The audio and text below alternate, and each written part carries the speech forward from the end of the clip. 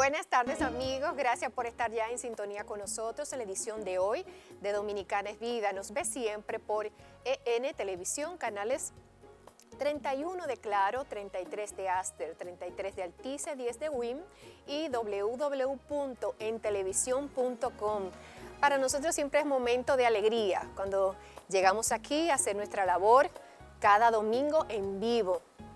Quiero comenzar y sé que tengo sintonía de unos amigos. Hay uno de ellos que no va a decir su nombre, pero es un amigo francés. A su señora esposa y a su preciosa hija Victoria les mando un saludo. Sé que están en sintonía y qué bueno que están compartiendo y acompañándome en la edición de hoy. Nuestro director va a estar colocando en pantalla las redes sociales para que usted comparta con nosotros. De inmediato le vamos a dar entrada a nuestra primera invitada de esta tarde. Vamos a hablar sobre cómo manejar el duelo a propósito de las muertes que están ocurriendo no solo en la República Dominicana, sino en el mundo, como consecuencia del COVID-19, la pandemia. Y entonces tenemos una situación de crisis en la que muchos familiares de personas salen hacia un hospital, son internados allí, fallecen allí, sin darse la oportunidad para sus familiares de despedirse de su pariente, de su familiar. Incluso son enterrados sin verlo. Y eso vamos a ver si afecta y cómo superar esa situación. Vamos a conversar con una voz autorizada, es la psicóloga clínica Celines Madera y nos va a hablar cómo gestionar el duelo en esta situación de pandemia. Gracias por estar con nosotros, Celines, bienvenida. Gracias, un placer de estar de nuevo contigo, Audelisa. Celines, escuchaste la introducción que hice. ¿Cómo afecta eso la salud mental? Que muchos familiares entregan a sus parientes a un hospital y desde allí no lo vuelven a ver más, sino que se enteran en una rueda de prensa que falleció su familiar sin despedirse. ¿Puede eso afectar la salud mental?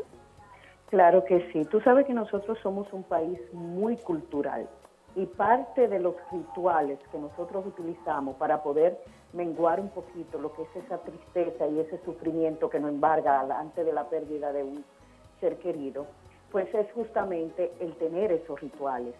Eso hace que nosotros canalicemos de una manera menos traumática lo que es la pérdida de ese familiar.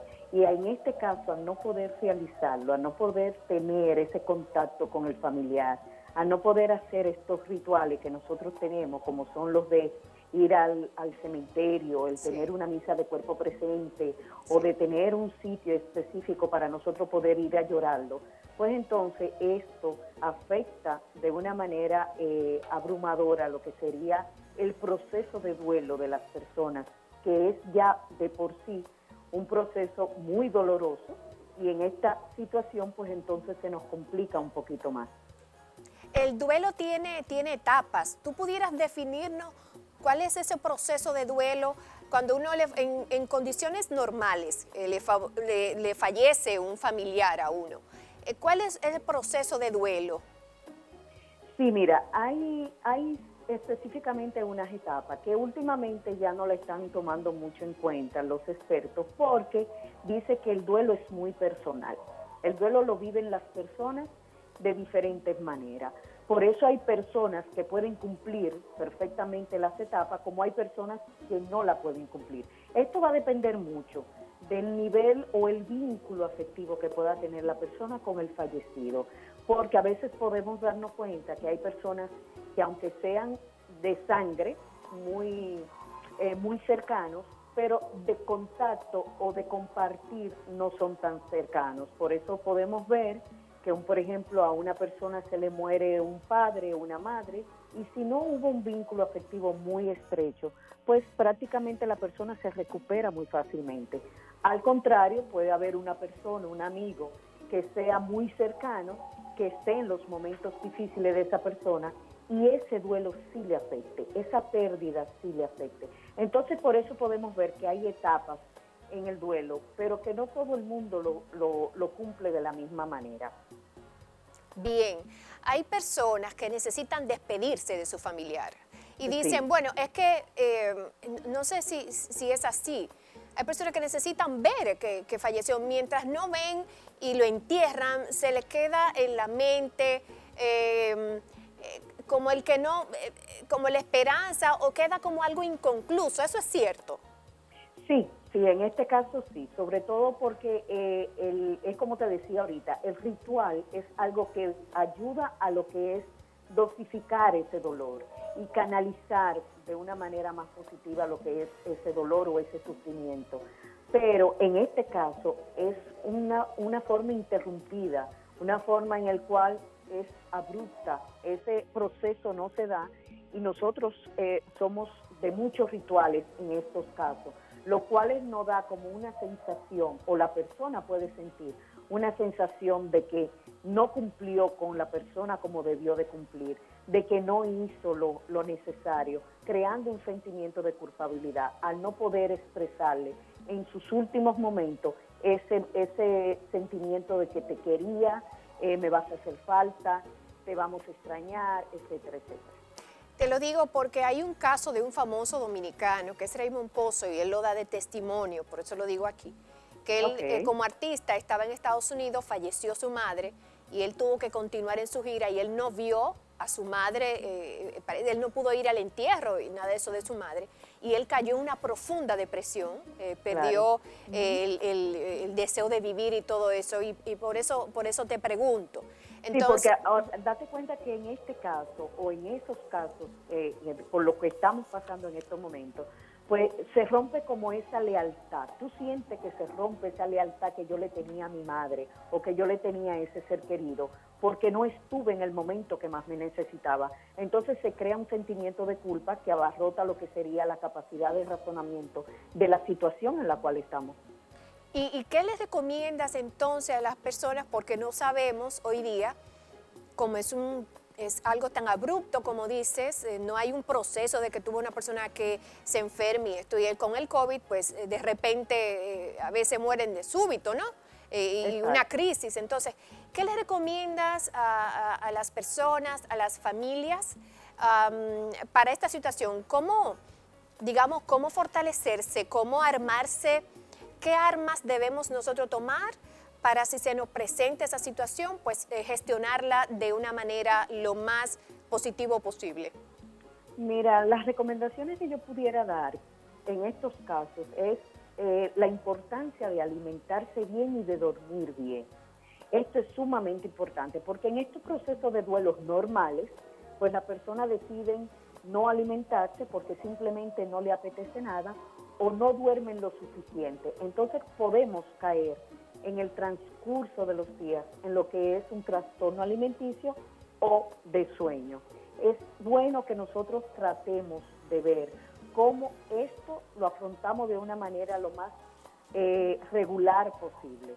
Luego podemos decirle que también se sientan en todo el derecho que las emociones de tristeza, de sufrimiento, de miedo, de inseguridad son normales en estos casos, o sea, que no se sientan que son personas que han fallado, que son personas que no han cumplido con su rol de padre o de madre o de hijo, cual sea la situación, sino que sientan que estos son emociones normales que se pueden presentar en este tipo de casos. Por lo tanto, no sentir culpabilidad, que en un momento determinado podemos ver que la paz y la tranquilidad va a llegar a nuestras vidas. El proceso de duelo tiene que cumplirse y cada quien debe de cumplirlo a su manera. Es la manera más sencilla, pero si usted quiere llorar, llore. Si usted quiere gritar a los cuatro vientos que se siente mal, que está incómoda, también puede hacerlo. O sea, tratar de entrar a lo que es su rutina diaria sería la mejor manera. También otra parte importante es que esa persona pueda tener una buena oreja para poder ser escuchado. Una persona que sea comprensiva, una persona respetuosa y en el caso de que no la tenga, pues entonces poder buscar ayuda. Pero eso es muy importante, esa red de apoyo, para que la persona se sienta validada en sus emociones y en sus sentimientos. Bien, Celines, y vamos a suponer, ahora, que no tenemos, una persona que no tiene nadie en la familia, que esté con COVID-19, que esté cercana a hacer una crisis. Las familias dominicanas, ¿cómo podemos nosotros? Es como poner nuestra barba en remojo. ¿Será manifestar el cariño diariamente a nuestra familia? Si hay alguno enfermo, ponernos adelante y manifestarle cuánto valioso es para nosotros, cuánto le queremos, que en caso de una situación difícil y que no puedan estar cerca, que sepa que se le quiere. ¿Pudiéramos hacer eso de una manera preventiva? ¿Cómo podemos prever para que en caso de que alguno cercano, algún relacionado le ocurra, pues nosotros anticiparnos? Porque después que entra a un hospital la persona, quizá por algo leve, a veces salen muertos. Entonces, ¿qué podemos nosotros hacer para prevenir esa situación? Bueno, mira, el hecho del duelo es algo muy importante. A veces nosotros creemos que con hablar mucho, con decirle mucho a las personas, con ayudamos. Muchas veces lo que esa persona necesita es justamente paz y tranquilidad para poder razonar de una manera coherente. Nosotros pensamos que con decirle, no te preocupes, yo estoy contigo, por eso decía ahorita lo de una buena oreja, con relación a que a veces es más importante escuchar que hablar, porque la persona en ese momento lo que necesita es una pared de contención, una mano amiga, pero no para decirle lo que tiene que hacer, ni para informarle que yo también estoy dolida, no, sino para escuchar y para entender ese proceso por el cual está pasando, para entender ese sufrimiento. Tenemos que darnos cuenta de que esto puede pasar y a la hora de que pase, la persona va a seguir continuamente, pero el dolor existe y tú no vas a olvidar a tu familiar.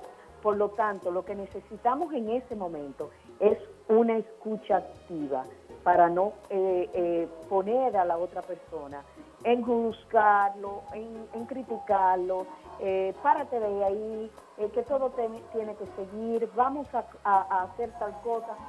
Hay que dejarlo que pase su duelo. Si tiene que llorar, que llore. Si se puede tomar 2 o 3 días en eso, pues que lo haga, pero no forzarlo, no obligarlo.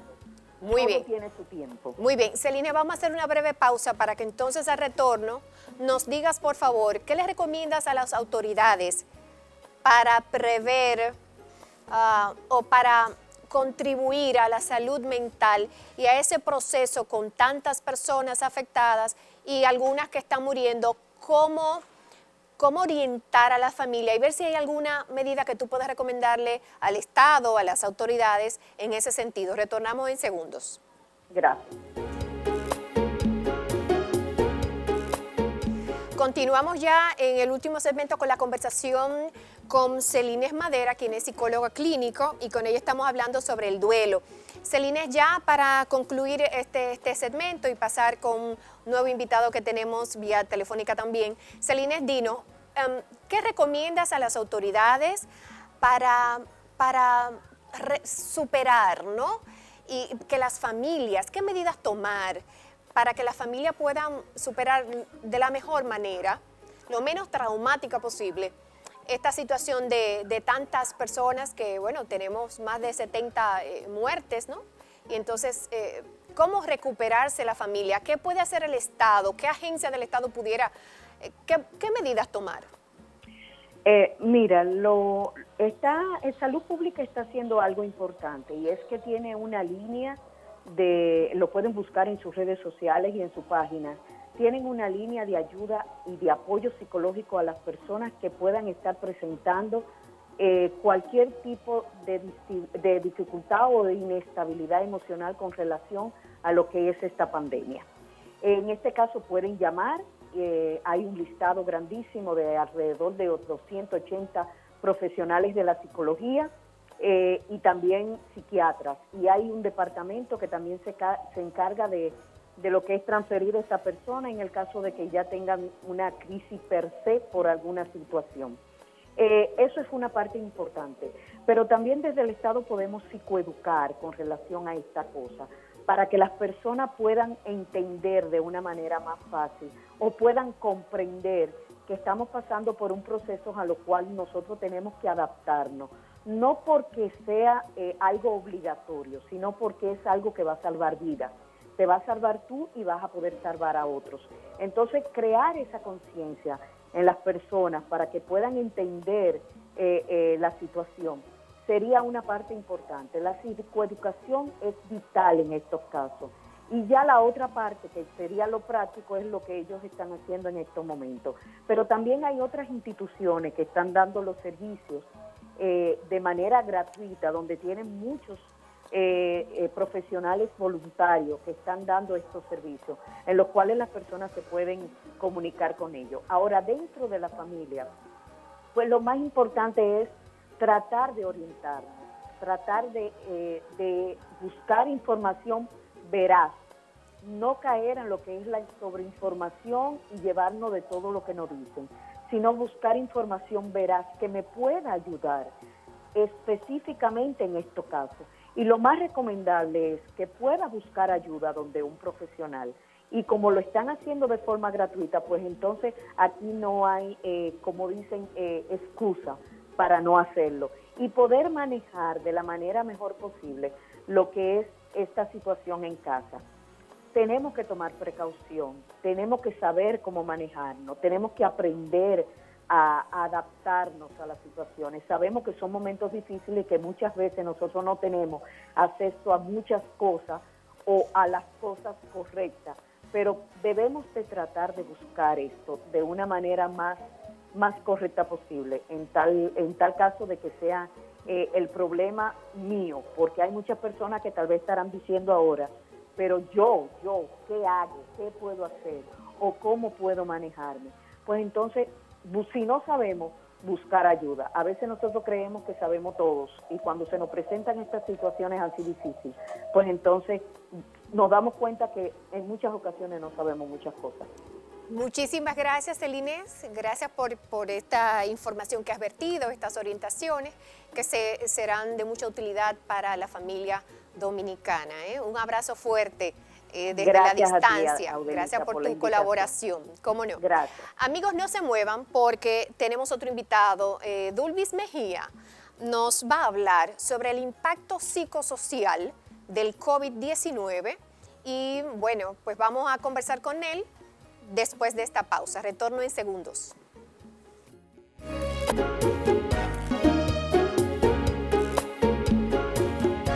Estamos de regreso. Nuestro equipo está contactando al licenciado Dulvis Mejía, quien va a estar, pero mientras tanto, porque con todo esto de que estamos haciendo el programa todo vía telefónica, ¿ya está listo? Ah, bueno, ya lo tenemos en línea. Licenciado Dulvis Mejía, gracias por estar con nosotros. Bienvenido a Dominicana es Vida. Sí, buenas tardes. Realmente un placer de nuevo estar con ustedes. En esta ocasión vía telefónico. Un placer. El placer es mío, Delisa. Así es. Amigos, Dulvis Mejía es psicólogo social, tiene formación con maestrías y estudios en España y en la Universidad UNFU y República Dominicana, entre muchas otras entidades con las cuales ha colaborado. Es decir, que es una voz autorizada. Dulvis, usted habla bueno. Cuando usted vino aquí nos encantó, nuestros seguidores quedaron admirados con toda la información que usted nos dio en ese momento. Y ahora queremos que usted, por favor, nos oriente, descríbanos el impacto psicosocial del COVID en nuestra sociedad. Explíquenos sobre eso. Mira, realmente el COVID-19 se ha convertido en una pandemia que ha revolucionado el pensamiento de las personas a nivel global. Pocas cosas en la historia logran eso con tanta facilidad como lo ha logrado el COVID o coronavirus, como también se le dice. Realmente las personas, fíjate que un virus que surge en China hace alrededor de 4 meses, no mucho más, que ya está impactando a más de 100 países en el mundo y que realmente estos países hayan llegado incluso a cerrar sus fronteras y a generar un impacto tremendo en su funcionamiento normal, lo que implica, por supuesto, un cambio en la forma de pensar de las personas y por ello un gran cambio en lo que es la conducta del ser humano, con muchos impactos psicosociales de diferentes órdenes. Por ejemplo, hay impactos que se producen debido al tema económico, que representa un factor importantísimo en el funcionamiento de las personas. Pues usted sabe que realmente hay muchos, los humanos somos negociantes, por lo tanto, el hecho de que el negocio vaya bien o vaya mal va a afectar a las personas, y eso de alguna manera va a cambiar y va a generar malestar en algunas ocasiones, en otras incluso puede generar bienestar, porque hay que distinguir diferentes tipos de comerciantes, diferentes tipos de industria, diferentes tipos de organizaciones, que son se podría dividir primero en dos grandes partes. Aquellas que siguen funcionando porque representan la satisfacción de las necesidades básicas, las cuales son innegociables, y aquellas que vienen a satisfacer necesidades de segundo nivel, que por la condición actual a la que ha llegado las autoridades, la mayoría de las autoridades del mundo, han tenido que cerrar su puerta. Eso, imagínese usted lo que significa en el empresario per se. En el caso de los que han tenido que dejar sus puertas abiertas, han tenido que modificar su estructura de funcionamiento, pero al mismo tiempo su horario, al mismo tiempo el estrés sobre el que trabajan las personas que están trabajando. Sí. Es decir, una parte muy vulnerable, trabajando, y otra parte que es el otro sector empresarial, que es el que ha tenido que cerrar su puerta. Entonces ahí hay un tema de otro índole, que es el desempleo, que es la pérdida de producción, la quiebra de empresa, etcétera, etcétera, etcétera. Entonces, eso simple y llanamente, digo yo simple y llanamente, es lo que muchas veces lo primero se subraya, que es el impacto económico. Así es. ¿Por qué? Que tiene un impacto psicosocial tremendo, porque genera mucha ansiedad, mucha angustia, mucho estrés, mucha pérdida, de todo lo que tiene que ver con lo que afecta al funcionamiento del ser humano en la sociedad. Entonces, no sé, hay otros enfoques, por ejemplo, es el tema de las personas que no trabajan, pero que son los envejecientes, que son aquellos que han sido conocidos como más vulnerables. Esto indiscutiblemente, pues imagínese usted el nivel de ansiedad que han manejado y el distanciamiento social, el impacto que esto tiene, el no poder ver los hijos, el no poder ver los nietos, el no poder salir de su casa, etcétera, etcétera. Y el tema de los discapacitados también, que realmente son personas que, aunque muchas veces no tienen un trabajo per se, pero también representan una parte importante de nuestra sociedad que muchas veces no la vemos.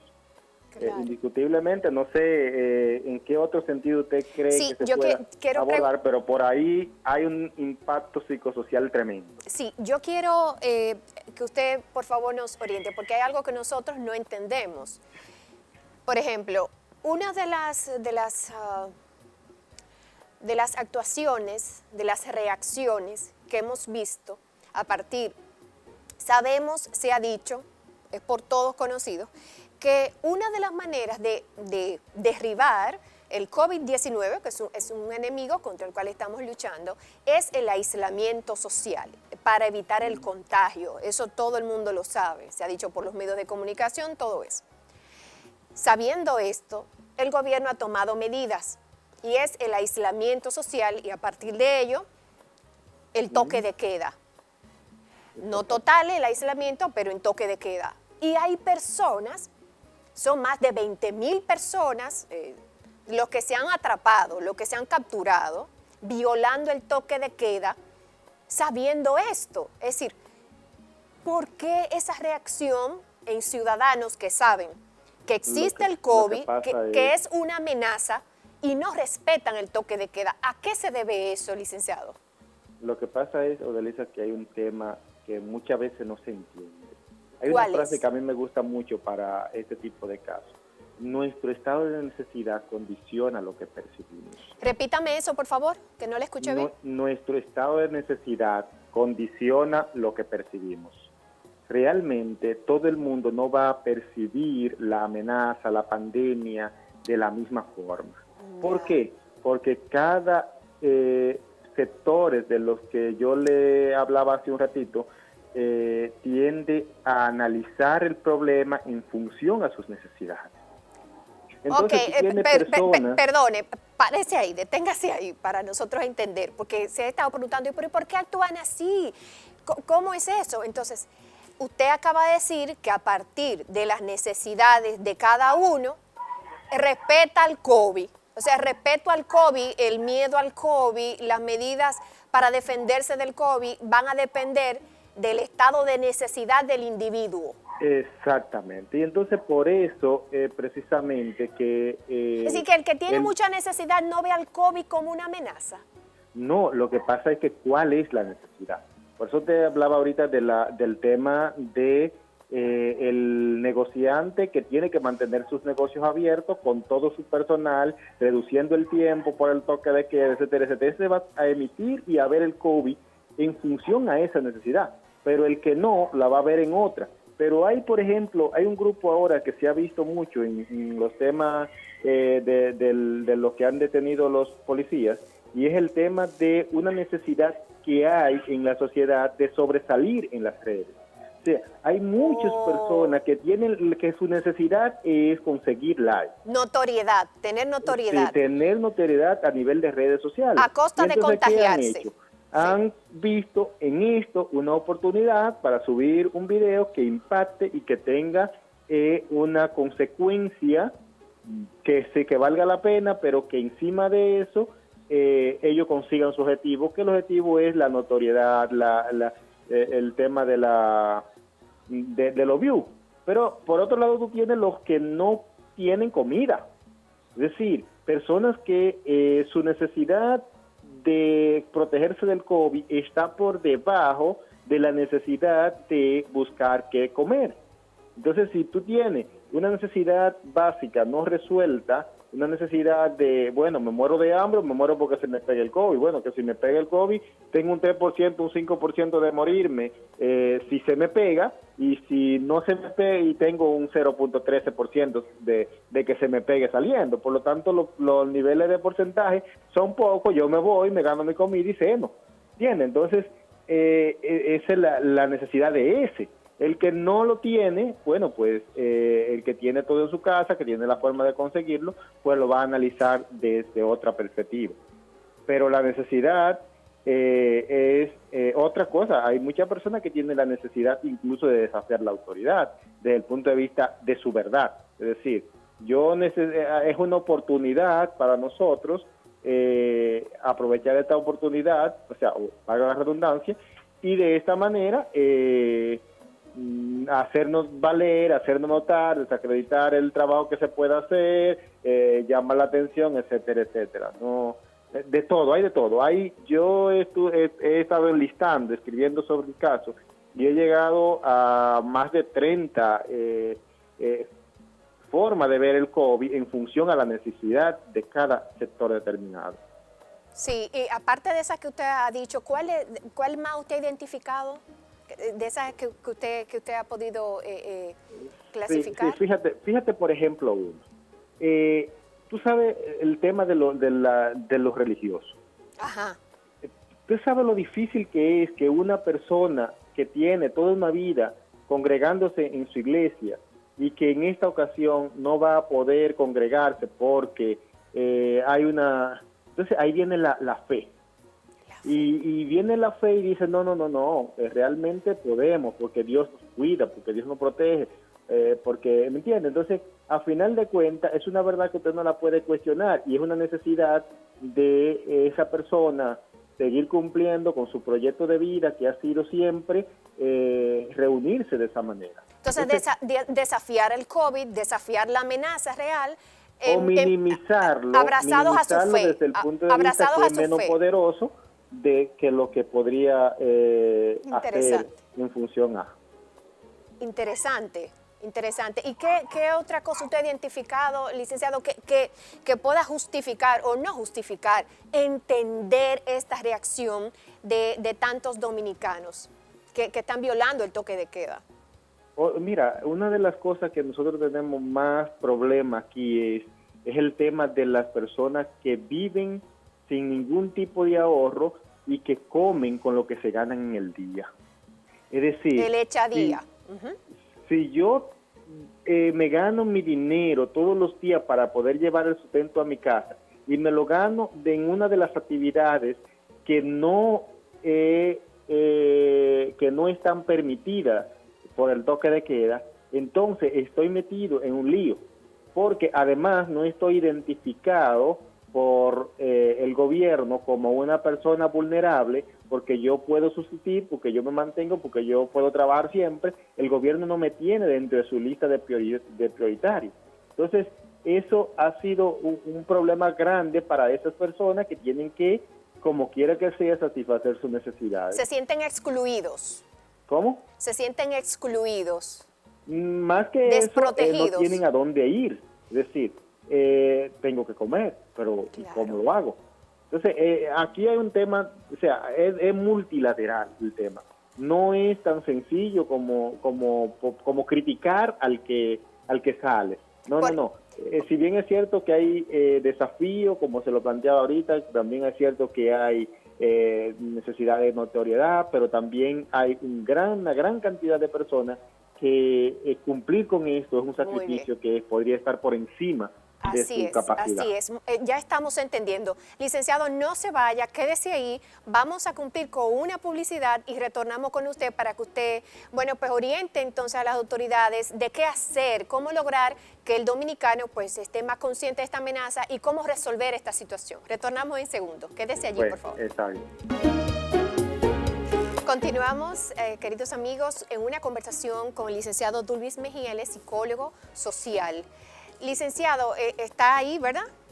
Sí, aquí estamos. Antes que concluya este segmento, yo creo que en un minuto usted, porque tengo que aprovecharlo antes que usted concluya este bloque, hay algo, vamos a pasar un poquito, porque ya estudiamos la reacción de los dominicanos aquí, bien, pero hay algo, hay naciones que son más desarrolladas con nosotros, con personas con un nivel de necesidades que no sufren necesidades básicas, sino que necesidades ya de segundo nivel, que son necesidades de confort, de sentirse realizados. Bien, nosotros aquí estamos en necesidades básicas. Países como Italia, que tomó de relajo el COVID, Inglaterra, vemos, por ejemplo, el presidente de Inglaterra, de Reino Unido, el presidente de Brasil, el presidente de los Estados Unidos, el presidente de Nicaragua, el presidente de México, decían que no era una amenaza y que eso estaba controlado. Es decir, estaban un poco incrédulos. Sin embargo, son personas con una gran capacidad se supone que son personas que no son de niveles educativos tan bajos, son personas con mucha información que reciben, son de los más informados por los cargos que ostentan y se supone que tienen una capacidad superior a personas como República Dominicana, la clase baja y esto. Entonces, países como Italia, que lo tomaron de relajo el COVID y esa reacción de muchos presidentes. Ayúdeme a entender eso. Mira, Adelisa, realmente podemos repetirte la frase, nuestro estado de necesidad condiciona lo que percibimos. ¿Y qué necesidad tenían esos presidentes?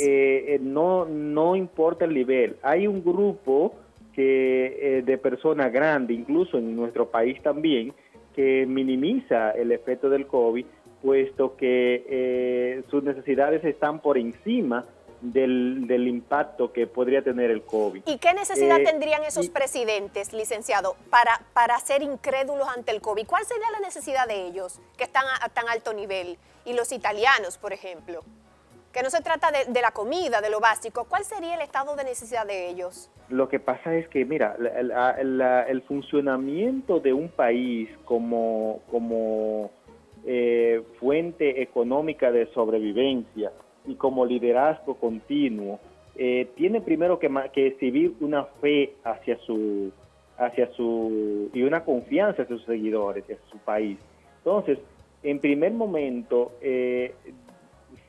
lo primero que el tema del COVID, indiscutiblemente, eso yo te lo puedo plantear desde el punto de vista de lo que pudo ser antes. Claro. Ahora no, ahora representa un aprendizaje extraordinario. O sea, COVID ha enseñado a la humanidad que no está preparado o preparada para afrontar una crisis de esta Entonces, naturaleza. ¿podemos decir que era un exceso de seguridad, de confianza en sí mismo? Sí, porque realmente ese tipo de personas que tienen ese tipo de responsabilidad tienen que sentirse, es una necesidad que se sientan seguros, es necesidad que sientan que tengan el control para poder dominar cualquier adversidad que se les presente. Sin embargo, ahora con esto que nosotros podemos analizar a posteriori, lo que sí representa un gran desafío para todos los sistemas de salud en el mundo, no para el nuestro, sino para todos. Realmente el sistema, es que terminamos de descubrir que una saliva de una persona que se enferma en China no dura 4 meses para afectar el mundo. Así Entonces ahora con esta pandemia, el mundo tendría que enfocarse en desarrollar sistemas de salud más fuertes, en desarrollar educación más firme en materia de la ciudadanía, para que la ciudadanía aprenda a autocuidarse, porque es un tema. Realmente si la ciudadanía estuviera preparada para cuidarse él mismo y mantener la distancia requerida por los expertos, a lo mejor pudiéramos seguir laborando y funcionando, y no haya que parar la economía, no haya que parar el funcionamiento de la sociedad. Entonces es un gran desafío lo que se nos ha enseñado, y el aprendizaje es muchísimo. En materia de familia es tremendo. Muy bien. Entonces, y esos presidentes que cometen el error de ese exceso de confianza y por eso tomaron riesgos innecesarios de no prever y no tomar medidas a tiempo. Entonces, ya para finalizar en 30 segundos, ¿cuál sería su recomendación a las autoridades dominicanas para poder controlar el asunto y que se respete el toque de queda? Mira, yo creo que el toque de queda, para cambiar esa conducta, hablando de manera social, se está cumpliendo. Si tú calculas 20,000 personas en función a 10 millones, el porcentaje es muy bajo, y con la poca experiencia que tenemos nosotros en esa medida, pues yo creo que el toque de queda de manera natural, de manera general, se está cumpliendo. Ahora, ¿qué le podría decir a las personas? A la persona le podría decir que tengan paciencia, que manejen los niveles de ansiedad, el estrés, que sabemos que hay mucha angustia y que la desesperación hace que de alguna manera se entienda la necesidad de salir aún por encima de la disposición gubernamental, pero que tomemos conciencia y que nos abstengamos lo más que podamos. A final de cuentas, yo estoy seguro que esto saldrá y que en poco tiempo ya estaremos en la calle haciendo nuestras actividades de manera natural. Licenciado, ¿usted no le gusta mucho involucrarse con temas de asuntos de Estado y de eso? Usted es un académico, un intelectual dedicado a la ciencia, a su materia y todo eso. Pero yo le voy a decir, antes de concluir este segmento, a las autoridades que cuanto más seguro se siente el ciudadano con su necesidad básica resuelta en el caso, porque vemos que los que salen y los que se arriesgan son de clase baja en su mayoría. Señores, su necesidad básica. Sí, entonces, pero a partir de ahí... yo no le tengo miedo a esa parte, porque eso es una parte esencial, realmente incluso criticable, pero lo que pasa es que en medio de una situación como esta es sumamente complejo, porque mira, lo primero que tiene que aprender el gobierno en República Dominicana es que tiene que descentralizar los poderes. ¿Para qué? Porque esto es un tema de ayuntamientos. Si los ayuntamientos pudieran tener recursos para resolver los problemas desde más cerca, sin tener que tener una burocracia tremenda, realmente fuera un excelente aporte a la sociedad. Realmente tenemos que repensar las estructuras gubernamentales y de poder pero yo creo que ahora mismo está complicado porque Así es. Es lo que tenemos. Darle mayor participación a los ayuntamientos. Mire qué gran aporte. Gracias, licenciado. Sí. Espero contar con usted para otras ediciones y nos siga colaborando. Un abrazo desde aquí.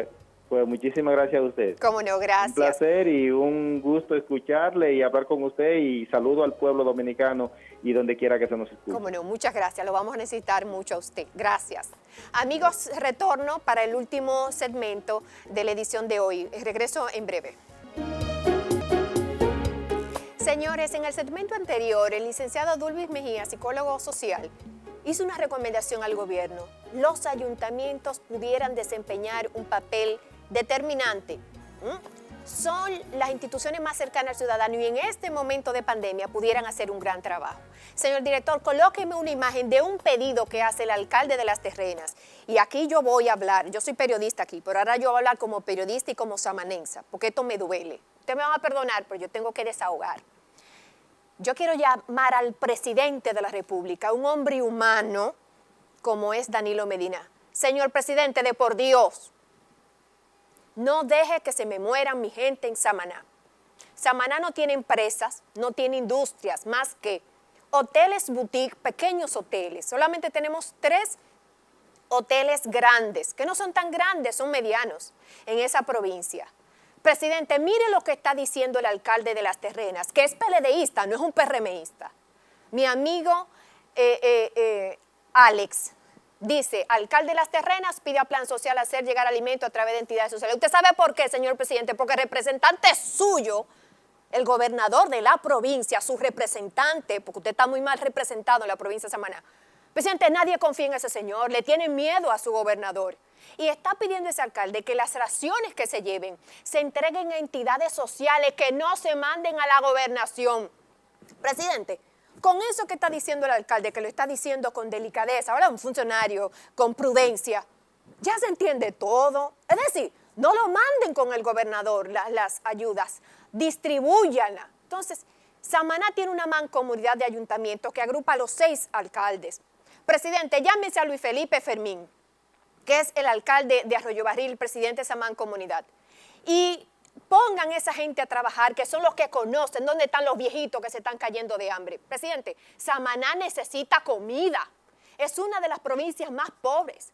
Tengo mis redes sociales, mi WhatsApp, pidiendo, la gente clamando. Los hospitales no tienen nada. No hay hospital en Las Terrenas, que es un polo turístico. El que se enfermó ahí es derecho a agua y se puede morir en el trayecto. Así que desde aquí levanto mi voz para que se vaya en auxilio de Samaná. Pero, presidente, no le manden la comida al gobernador porque no llega. Lo digo responsablemente. Distribúyanla a los ayuntamientos y las entidades sociales como está pidiendo el alcalde de Las Terrenas. Muchas gracias. Hasta el domingo.